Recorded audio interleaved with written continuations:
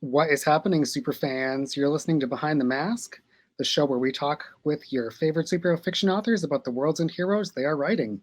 Behind the Mask is brought to you in conjunction with the amazing folks over at superherofiction.com. I'm your host, Franklin Kendrick, and today on the show, I am pleased to be chatting with author Matt King. Welcome to the podcast. Hey, thanks. Thanks for having me. You are welcome.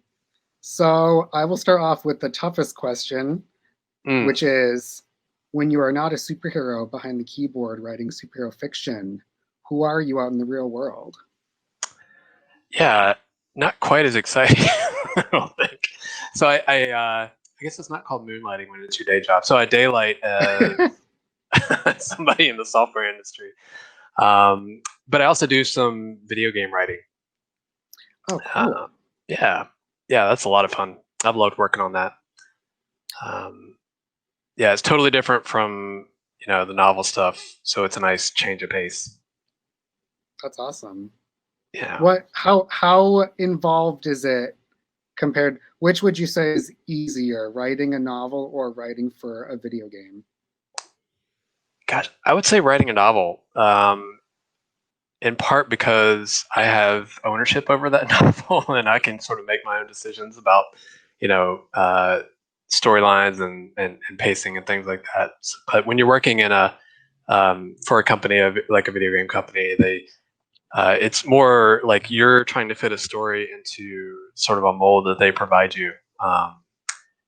So that's kind of where you have to start building the stories. You have to understand what the gameplay is going to be like, and then you can kind of piece together a story like around that. Craziness. It's very restricting, but also it's totally different media. Yeah, I like it because I tend to like writing a lot of dialogue anyway. So that aspect of it in the video game world is right up my alley. Sorry, my puppy is going crazy. I'm gonna put him down. But yeah, it's something that I just started a little over a year ago, and it is quite the curveball coming from the novel writing world. But it's been a good curveball. That's awesome. So speaking of writing, what got you into writing originally, and then what sort of steered you towards writing in the superhero genre? Yeah, so I definitely did not start out writing in the superhero genre. I started writing seriously probably about 20 years ago. A friend of mine got in touch with me and asked me to help him write this story, and we were doing this thing where we were trading off chapters, and he kind of fizzled out in the writing aspect, but I loved it, and I wanted to start writing my own stuff, and so I did. And I started out writing a lot of horror stuff and kind of Twilight Zone-y type material. None of it was great, and part of that is because I wasn't really writing stuff that I really wanted to read, which I think is kind of one of the tenets of writing. You should be writing the books that you want to read. And what I really wanted to read was a superhero novel, and when I was starting out, there just weren't a lot out there. So I had this idea for this sort of universe of stories I wanted to tell. And it was my sort of version of a superhero universe. And I've loved every minute of it. I'm not going back. It's great. Most of the people that I've talked to, it's like the superhero genre, even if they didn't intend to write in it at first, it's the type of genre where once you're in, it's just too much fun to work in. Like you just don't want to go back to doing. You just end up doing like superhero with like a flavor of something else. So it's like, oh, I want to write horror, but I'm going to write a superhero horror or whatever it ends up. Yeah, and I actually tried that. It's once you sort of find that niche that you really sort of do well in, as long as you're happy writing in it, you just keep going. And I'm totally happy writing in this space. That's awesome. So turning the questions onto your your superhero books. Mhm. Can you give us kind of like an overview? Because I know you have a series. So what? Give us like sort of like the tour. What are they all about? Yeah, so I wanted to write everything in a connected universe because those are the types of stories that I love. So the first three books that I wrote were a series. It was called the Circle War series, and they essentially sort of laid the groundwork for everything else that I have planned to write. Um, those books were about these gods that these gods of the universe, which are really just humans that had reached the pinnacle of evolution. So they were these sort of perfect creatures of energy. They were way too powerful to fight for themselves.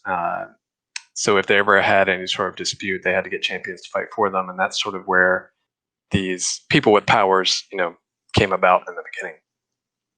Um, and from there, the next sort of phase of books, if you will, picked up millions of years later after those first three books. There are some tie-ins to the first three books, so you'll recognize some things, but it's meant to be sort of a new crop of heroes after those first three books sort of laid the groundwork. That's cool. So the first three are kind of like your Silmarillion to the now the quest of modern heroes. It's like it's where they all Yes. kind of came from. Yeah. I wanted to lay a groundwork for how superheroes could exist in our world. Mm-hmm. How they could have these abilities, um, and then just go from there and start building out my sort of stable of characters. So it's very mythological. Uh, I don't. I'm trying to think of all the stuff that I've read and all the people I've talked with, but I don't. I feel like that is kind of like a unique spin where it's not like a genetic engineering or like alternate history where they've just always sort of existed since the 60s or whatever. What um Yeah. how did you start with that sort of like that angle? Well, I mean, you mentioned sort of the mythology aspect, and I'm kind of a Greek mythology nerd. I love that stuff, and that may be actually what seeded this whole thing. Is that comics. You've heard people say a lot before. They're kind of like our modern mythology, Mhm. um, and I totally agree with that. And so when I started creating these stories, I thought of them as sort of a collection of tales of mythology, and then of course that always starts out with gods. Um, so I created this sort of pantheon of gods, and my twist on them was that I made one of them a religious god. She actually thought that immortality was unnatural, so she had sort of convinced herself that there was this other being that was sort of a god to them, sort of another level up, and they weren't meant to spend eternity in this universe. They were meant to ascend to something else. So she started helping these other gods ascend, which is kind of like murder. She is ending the lives of these immortal beings. Um, and that was kind of the basis for the first three books. It was that sort of fight amongst the gods, and Mhm. they sort of left it to the champions in the first two books, but then by the third book, all hell broke loose, and you know that sort of god fight that was alluded to in the first couple of books really came to happen in the end, and things did not go well. I would say a lot of things were destroyed as predicted, and one of those things. This is not really a spoiler because you find these out in my later books, but Earth was one of the casualties. Like Oh wow. it was pretty much destroyed. Yeah, there was a lot of death in that second book. Now that I look back at it, like billions and billions of people. So what happens when you're dealing with Yeah, crazy gods that are doing what they want. yeah, man, they're no joke. They don't mess around. Um, Yeah, there was a reason that they never really fought, and it was because of this. They were just too powerful, too Oh, destructive. that's really cool. I like that spin. It's kind of like I don't know. I have friends that are really into the Greek mythology, so Mhm. I think I mean it's timeless for a reason because they've just been told over and over. So anything that we can use that's been around forever that we can sort of take as inspiration, it's just good storytelling. Yeah, and the gods are just caricatures of human traits, basically, and Mhm, so it was fun to write those characters and then have sort of humans playing off of them. Um, mhm. I really like that aspect of those first three books. That's awesome. And then my next question is about your heroes. So I'll leave it up to you if you want to talk about the first three, the heroes and the gods in the first three, or if you I mean you can talk about both. But I know you just had your I believe it's your fourth book out in August. Fifth one, yeah, Fifth one. yeah. Um, this is the second sort of hero origin story since the Circle War series ended. The first one that came out was Prism. That was last year. She was the first hero of this new sort of crop of heroes, and then Atalanta is the second one that just came out in August. Uh, so yeah, they are the first ones to sort of rise up after Earth has gone through its rebuilding period. Um, just to summarize it, basically, plans were left to rebuild Earth, and there was somebody left behind to sort of shepherd that. And millions of years later, we're back to the point where we sort of are now, but there are differences. And Prism was the first one to show up. She's actually from another world, and she's sort of bridging these stories between the Circle War stories and the new batch of heroes. She's got some ties to the Circle War trilogy, but she's sort of forging a new set of stories in this new world. And then Atalanta exists in the same world. Her story is completely separate, though. I'm writing these new stories as sort of standalone books, so Mhm, people can pick up wherever they like. If they've read the other books, they'll enjoy the tie-ins to them. Otherwise, they shouldn't be confused. That's my goal, anyway. mhm. Yeah, but yeah, the first three books, those people, the heroes that were in the first three books, after so long has passed, these millions of years, it's funny they've sort of taken up this position as kind of gods themselves now. Mhm. They sort of have that mythology surrounding them, whereas those first three books they're just kind of regular-ish people. But after stories have been told to them for years and years and years, they have this now mythology built up around them. Um, and a few of them would probably be horrified at what people think of them now. But It's not so different from actual people from like humanity's real history where we learn so much about them we just can't imagine them just like sitting down to dinner or like having like a marriage fight or something. right, yeah, yeah, It's like, oh man, you don't think about these people brushing their teeth or taking the no. dog out. They're normal people, but yeah, over time they've just the mythology around them has built up so much um, that yeah, they're sort of like their own sort of gods now. Mhm. I wonder. This is not. I mean, this is kind of just like a random thought. Now that we mentioned that, like, I wonder if like some of that sort of sentimentality when we see like reinterpretations of like famous superhero characters where they're made to be more human, if that's why we just like reject it, or some people don't, but I feel like there's always like a big rejection where it's like, oh no, that hero would never do that. And it's like, is that because we lived through like the golden age of these Mm, heroes being like people to look up to, or I don't know. That's really yeah, I have a lot of unpopular and strong feelings about you know tearing down some of these characters and rebuilding them again. I feel like um, uh, I feel like there needs to be a new sort of um, set of heroes that come out. Marvel and DC, uh, like you mentioned, just tend to sort of recycle the same characters over and over again because they're beloved characters, and people love them Mhm. for a reason.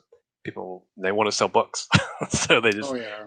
they keep telling the same stories. But eventually, you start telling the same stories over and over again. And it's hard to keep an interesting character arc for a character that's been around for 75, 80 years. Oh Um, yeah. so I think a lot of these characters just need to be let go, honestly, and let them age out, let them die, which is kind of morbid, but um, you know, uh, let new characters come and take their place. Mhm. As long as these old characters are around, I think they're going to have a really hard time getting new characters to um, uh, sort of rise to the same level. You know what I mean? Mhm. Yeah, because they just end up being sidekicks or Yeah, yeah. So that's why in my books, dead is dead. You will never see somebody come back Mhm. that has been killed off in the book. Raise the stakes. Yes.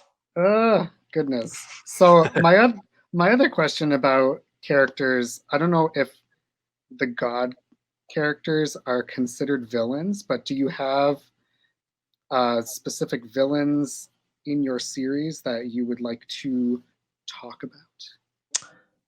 Yeah, I'll focus on the new books.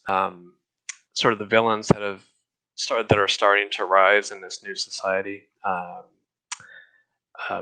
One of them is the Dramini, which are it's the world where Prism comes from in the first book.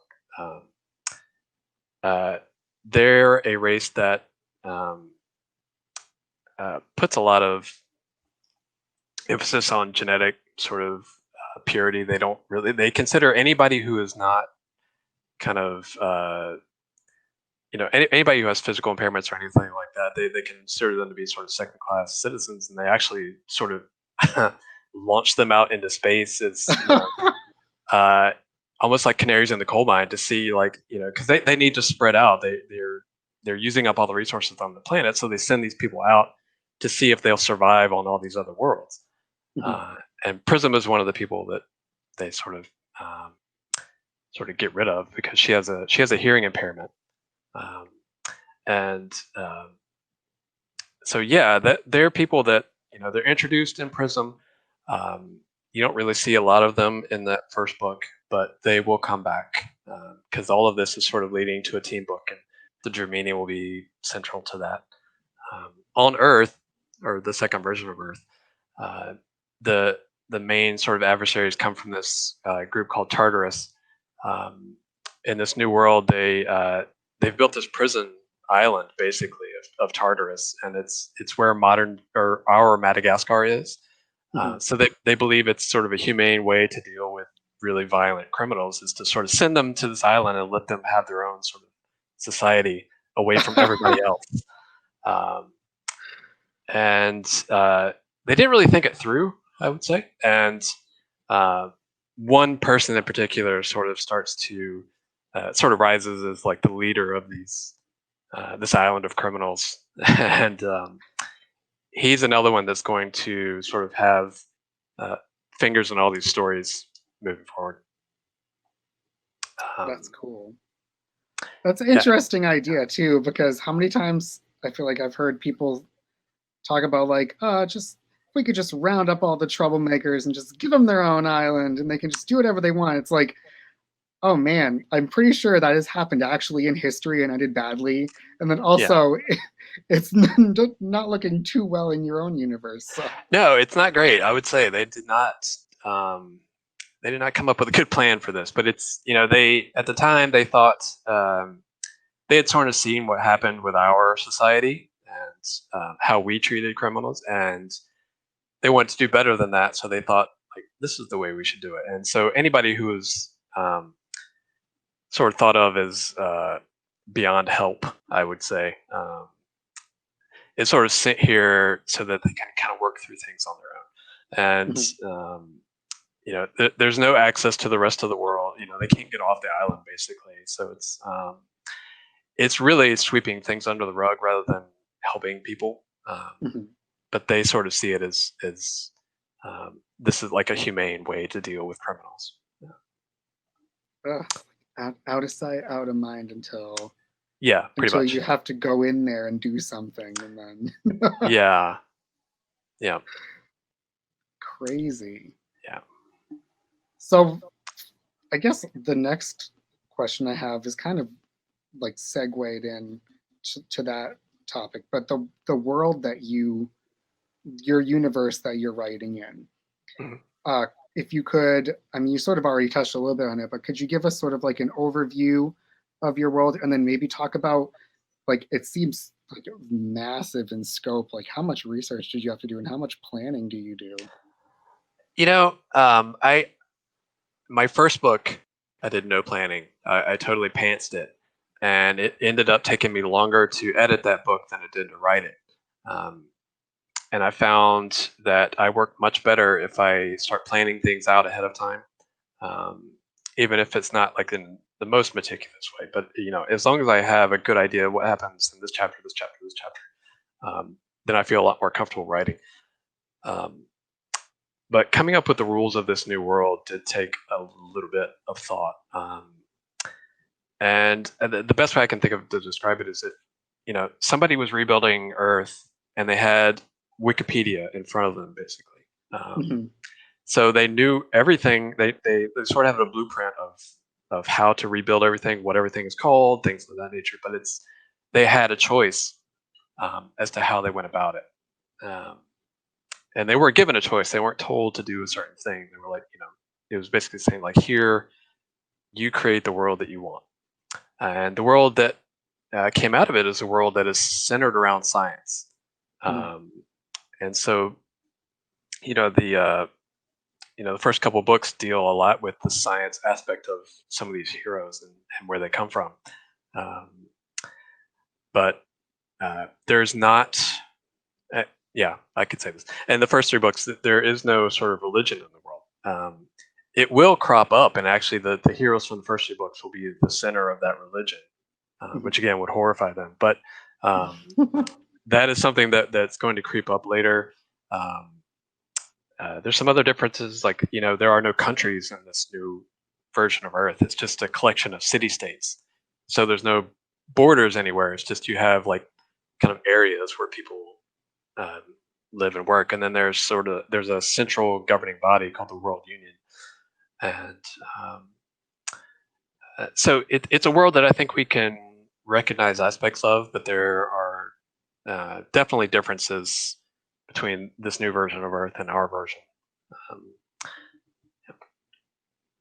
So while you're designing this, are you kind of looking you're making it like an idealized kind of world based on all the craziness that humanity has done. But I mean, yeah. clearly it's not going to stay 100% perfect No. for long, especially with humanity somehow Yeah. repopulated. Yeah. Anytime you throw humanity in the mix, you're going to come up with some not so good things, I think. Uh, so yeah, it is a sort of idealized world, or ideal thought of what a world should be, and in a lot of ways, it is. It's working really well, but there are some aspects of it, like the Tartarus thing, that does not go how they want it to go. Mhm. Um, this power that is left behind by the people in the first three books. Um, it is just now in these books I'm writing these days, that power is just now starting to be experimented with, and they're starting to look into how to use it. So this new power source is coming into play, and anytime you throw power into a mix, there are going to be people that exploit it. So this is Absolutely. uh, this is another thing that is not going to end well, I would say. um, And this is a lack of foresight on the people on the first two books, really. They thought they were doing something good by doing this, and it's going to, you know, end up being not so great. uh, Uh, yeah. I have another question that's Mhm. world related. So the characters in the first three books who are kind of like looked at as deities now, Hmm. how did their stories get passed down? Was it just through word of mouth, or did they leave like a record that everyone is now like not following? Um, yeah, they did leave a little bit of a record, but the connecting thread between those people and Earth now is a character called Ion. Ion was one of the sort of the alliance of heroes that was in the first book, um, and Ion is, for lack of a better term, like an AI. Like it's not a human being, and it was the only one who sort of stayed behind, and it was going to be the shepherd of this new version of humanity whenever they you know came back. So all the seeds were planted on to sort of rebuild life on Earth, and once humanity sort of got to the point where they could understand Ion basically. Um, Ion took them and sort of led them along the path. Didn't tell them what to do, but just sort of like, here's how you do this. Here's how you do this. It sort of accelerated man's or humanity's rise back to where we kind of are now. Uh, It's um, crazy. yeah. Um, It's like what if like the settlers had Google? Like yeah. Yeah. Really, it's that's exactly what it is. Like if you had a guidebook on how to get to the modern era from the Stone Age, that's basically what it was. And Ion does show up in the first book, or there is some mention of Ion in the first book, and um, it becomes part of the story. Is that Ion sees what is going to happen with mhm. this plan that the other people laid out for the first few books, and wants no part of it anymore. Um, so, yeah, essentially, Ion decides to let itself die, basically. Uh, Before telling humanity how to use the power that was left behind for them.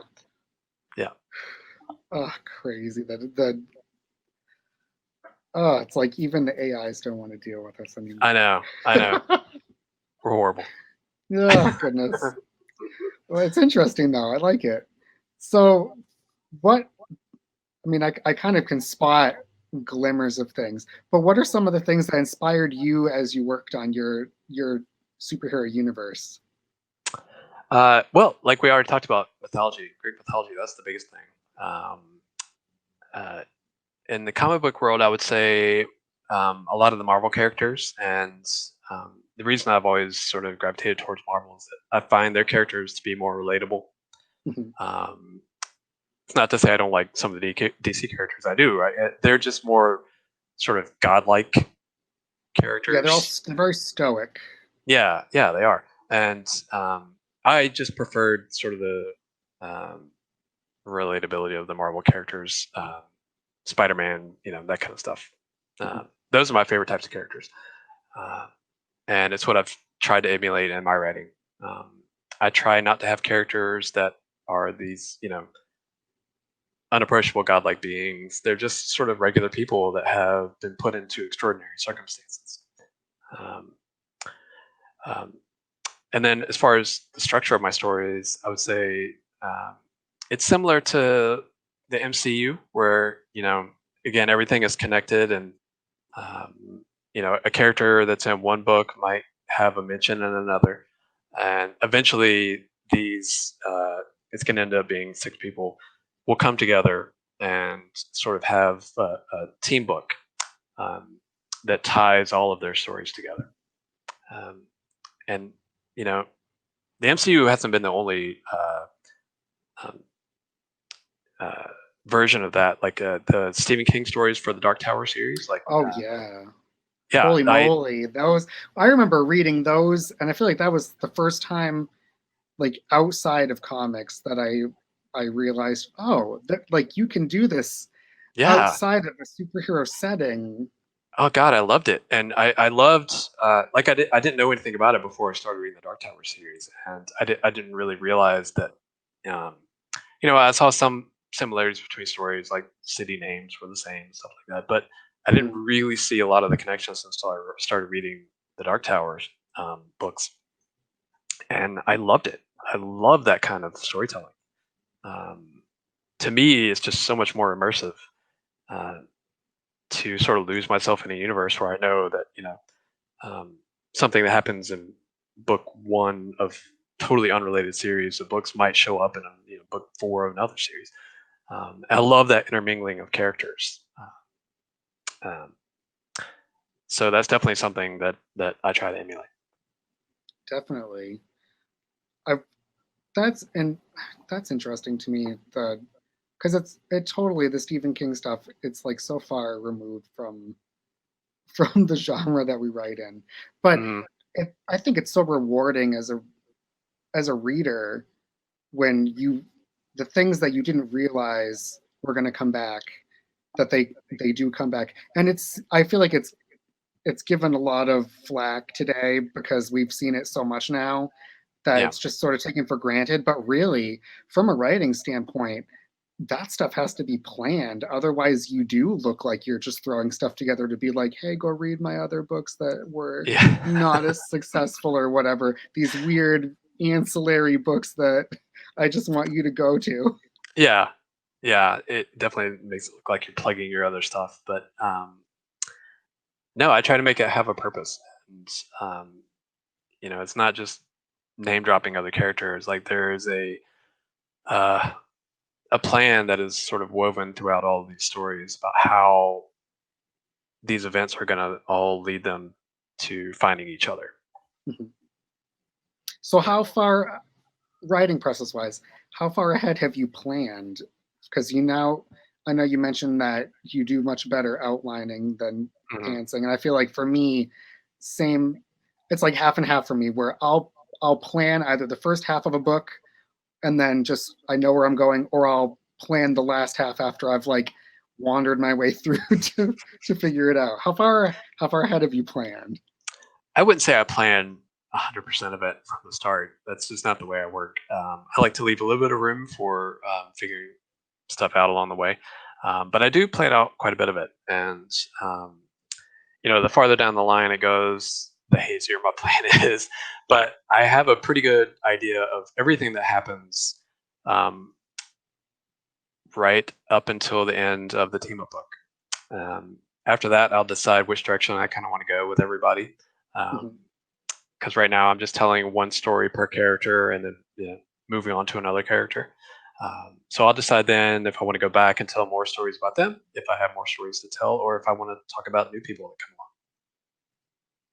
Very along. cool. Yeah, but this book, the next two are pretty well planned out, and then I know the major beats of the team story. That's awesome. So I have to also ask, this one was not on my list of questions, but looking at your covers, they're very sci-fi-ish, like they're very artsy. How Yeah. I don't know if you had somebody, if you commissioned them or what, but I mean, did you have plans? Because I mean, they're very like beautiful to look at. They remind me of like Dune and like old school like sci-fi, which I don't see a lot Oh, of. I'm so glad you mentioned that because that was what I was going for. Like immediately I was like, oh my gosh, like Mm, it's like very for the people that are just listening, they're very like elegant text with bold colors.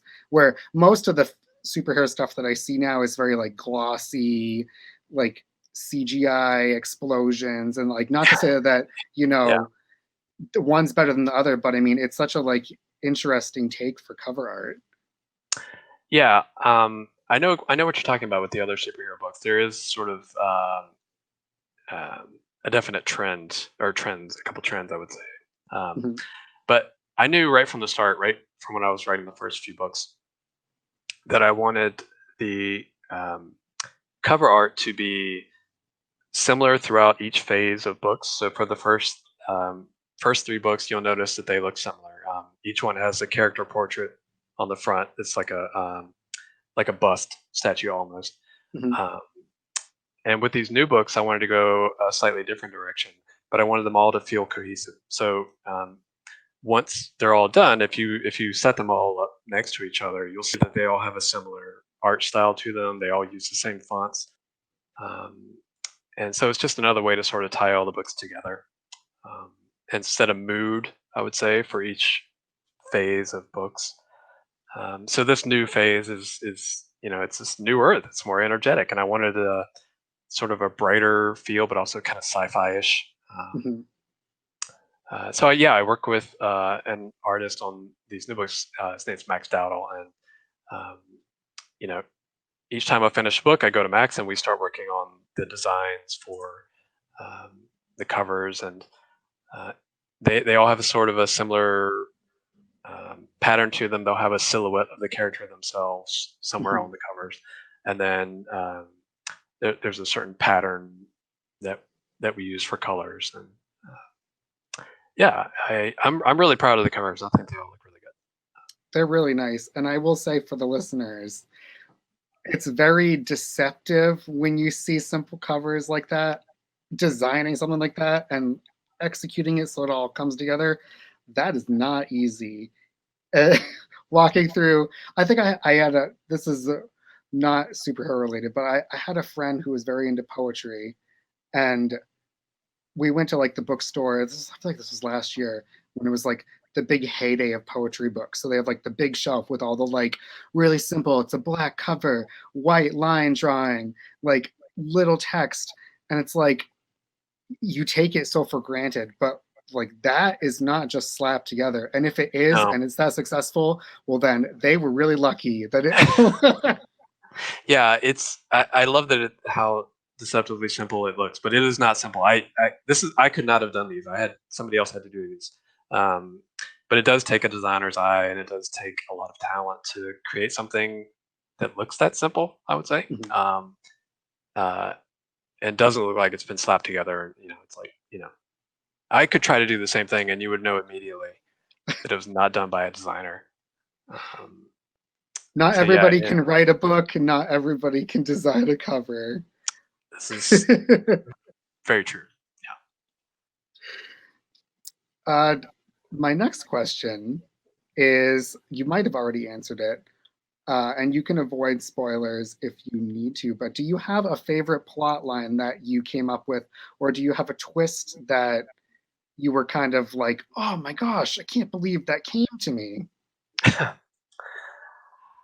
uh, I think my favorite actually might be in Atalanta. Um, I can't say a ton about it, but I will say that I could only say so much on the cover about that story without getting into spoiler territory. Uh, but I will say that um, uh, Atalanta goes through a lot, and um, I really love the way that she deals with everything that's thrown at her. Um, I'll also say that as far as upcoming plot lines go, the interactions between some of these characters are going to be um, things I'm really looking forward to. Specifically, the interactions between Prism and Atalanta because they're so incredibly different. Prism is somebody who basically learned about our society. You can imagine being raised by watching Mr. Rogers videos, Yeah. which is uh, literally what happened with her. So she was raised on these transmissions from Earth, to learn about our society, and all she had basically were the PBS videos. And it was like Mr. Rogers and stuff like that. So when somebody is raised only learning that way, they have a certain naivety to them. And Mhm. she had this idea of what our society was going to be like, where differences like she has compared to some other people wouldn't be looked at as a negative thing. It would just be, that's who she was. Mhm. Um, Only to find out when she got here that things were not quite that way. And it was crushing for her to get here and then have people sort of fear her and treat her differently, not only because of the way she looked, but because, she has this hearing impairment. Um, uh, so I enjoyed the plotline of her sort of dealing with this um, ideal that she had in her mind just being crushed, and um, and having somebody on Earth, you know, that she grew into a friendship with. Um, that whole plot line was really fun to write, and it's been fun to go back and read through stuff too. Um, yeah, so those character interactions were great.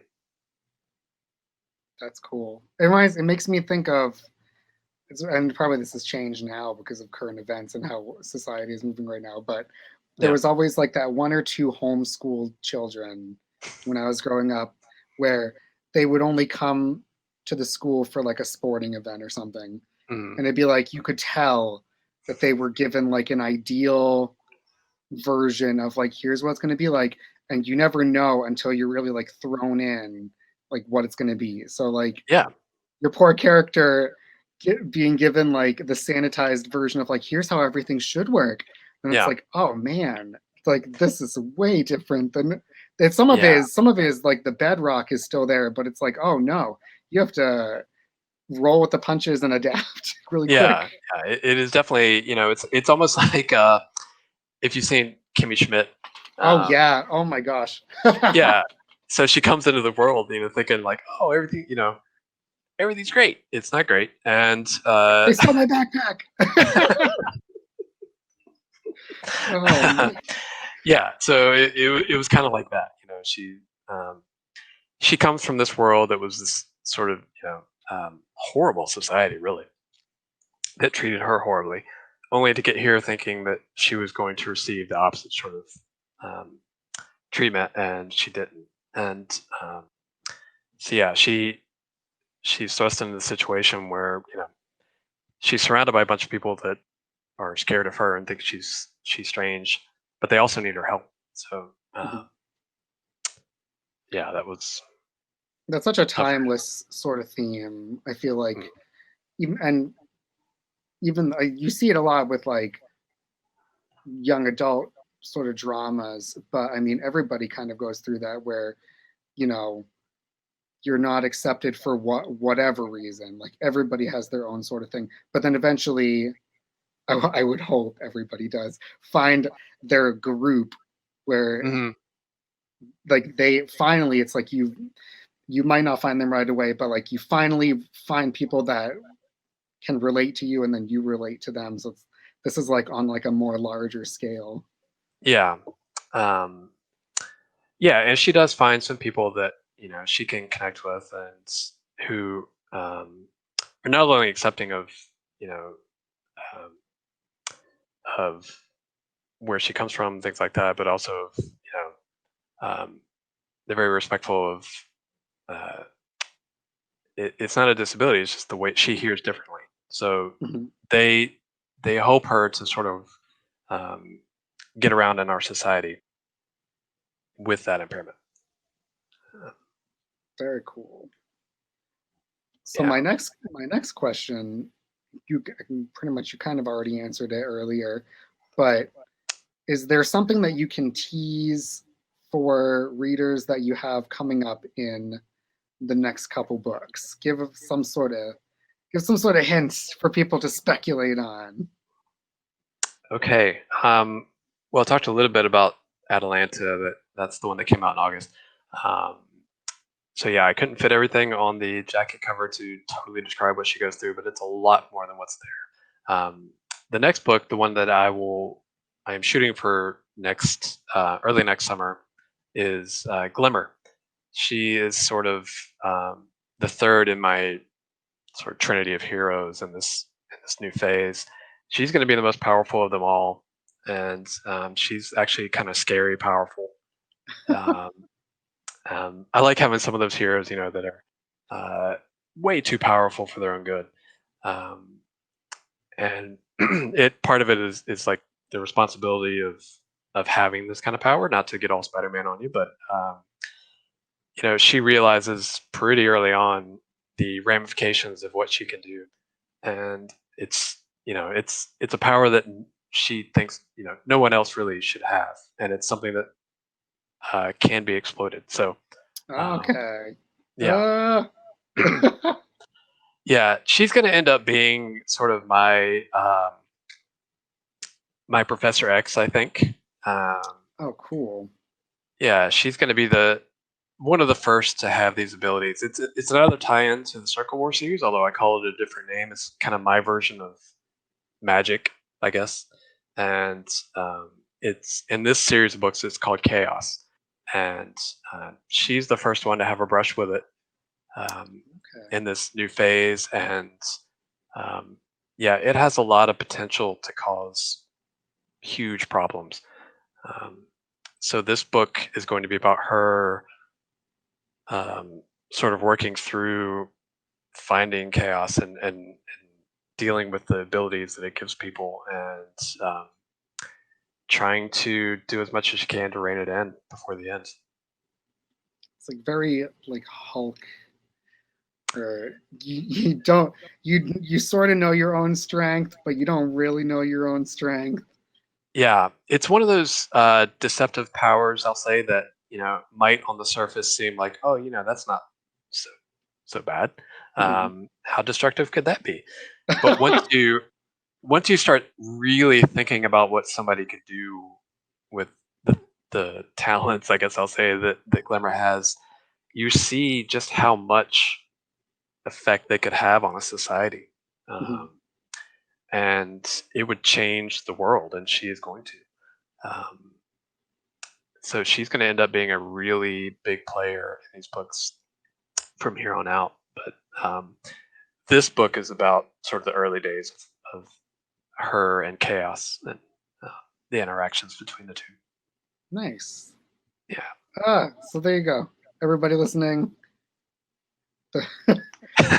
you ain't seen nothing yet. You ain't seen nothing yet. I love it. Yeah. So let me see what I got. I only got a couple questions left.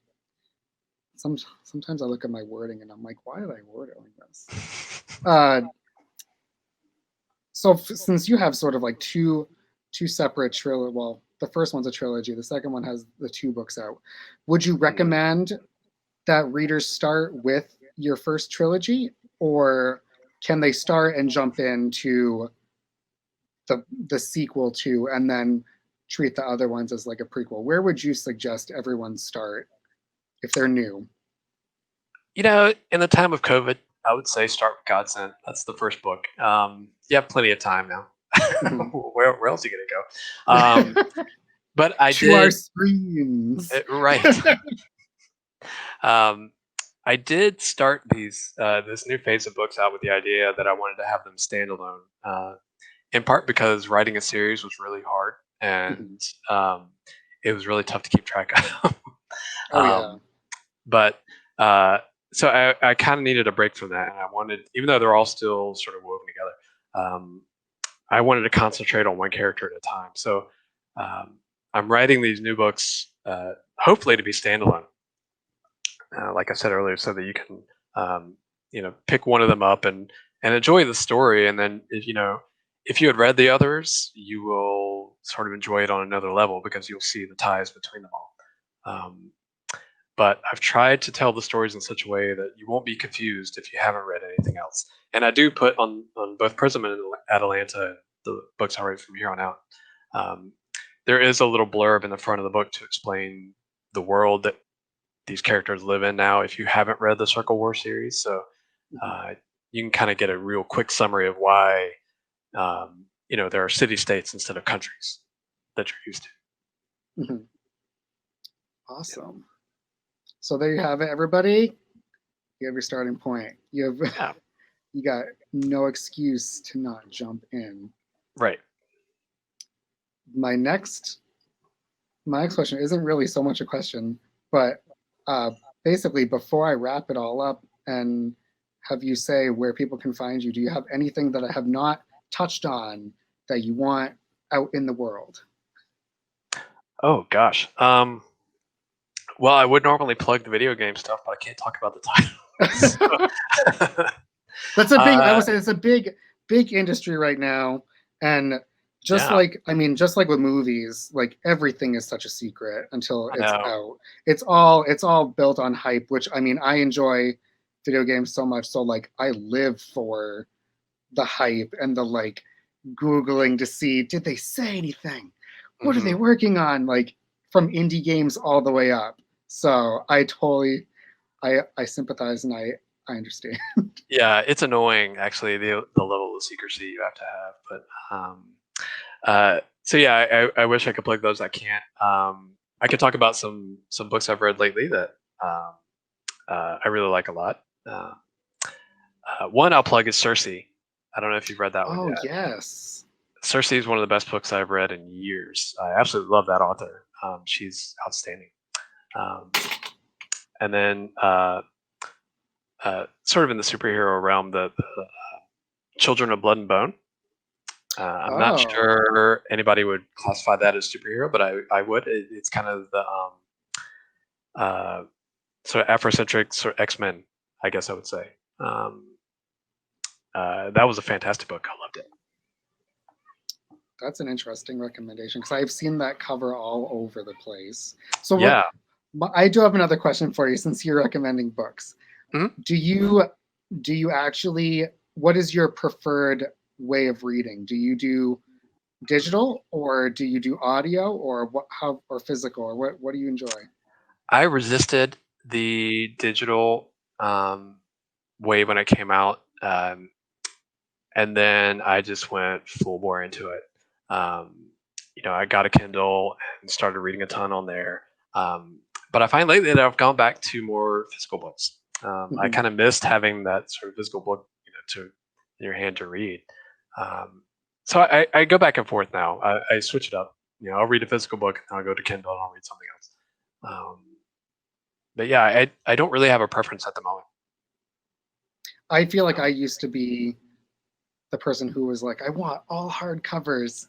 Now that I Yeah. have now that I've downsized my library like twice and I Mhm. still should do more, I'm like, really? Why did I care about these hardcovers? I I could just do a know. paperback. I could I fit so many know. more on a shelf. I went through the exact same thing. I actually stopped. I used to buy like all those Stephen King hardcovers when they came out, and I Oh stopped doing yeah. that. He's just that man is too prolific. But I did have all of the like for a while. I had a lot of first editions of his stuff. Mhm. But yeah, they just uh, moving is the worst part. Oh yeah. Carrying ten Unless thousand pounds of books. you're in your forever home, then fine. And you Yes, have built-in bookcases. But like yes, me and a bunch of other people that I know, we don't have that luxury yet. So like it's gonna be in Tupperware buckets for. right. Yeah. No, I'm going to be in this house forever now. I'm never moving those books again. Oh, excellent, excellent. Oh man. And the nice thing to segue it back to your books is if you read them digitally, I mean, you can highlight. I feel like I highlight quotes too much, but like, it keeps track. I don't ever need to remember what page I was on. It'll remember it. Like it's just so convenient, and I'm really glad that as like indie authors and even like some small press authors that I've talked to, it's like it's such a like nice format to be able to just put your stuff out. And I mean, I feel like I yeah. don't lose anything. And you can still No. do paperback or print on demand if you want. So Yeah. I mean, it's a wonderful thing to have all those choices. But yeah, I love the highlighting feature too of Kindle and being able to keep track of quotes and things like that. yeah, Um, it makes the when I go back and reread something that I'm waiting for future installments, I always am like highlighting something and being like, could this be? Like, and then I just export it all and I'm like, yep, here we go. And yeah. compare with everybody online and be like, oh, yeah, I'm not so far off. Goodness. Yeah.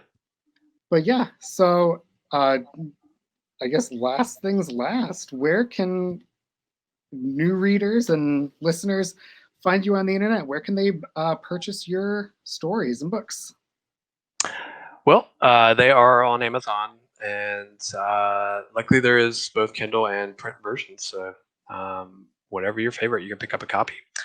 You can search for Matt King, although there is a very prolific erotica writer um, who's Jeez. apparently really into butt stuff. So you don't, you know, I wouldn't search just for my name. I think if you search for Matt King and Circle War, you'll see all of my books. Yeah. And then on kingwrites.com, there is also a link to the books. And I'm on Instagram and Twitter as King Matt with an E at the end. So Matt Finish.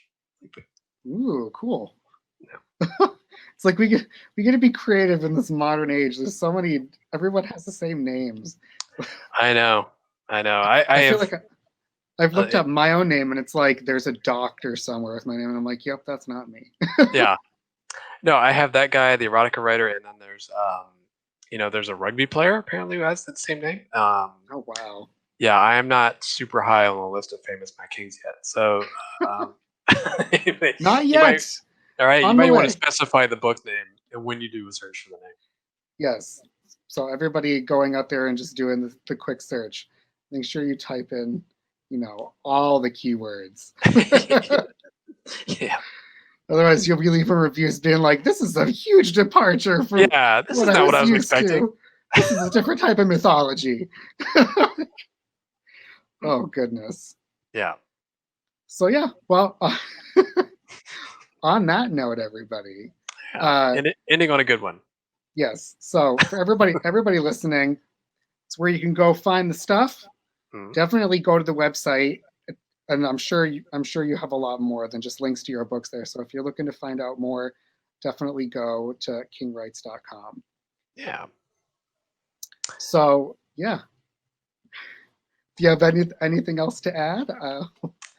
I will say if you go to the site, there is a link for annotated copies. I don't do them all the time, but sometimes if people request signed copies, I will go through and draw really terrible pictures and tell like little stories in the margins about how I came up with certain stuff, things like that.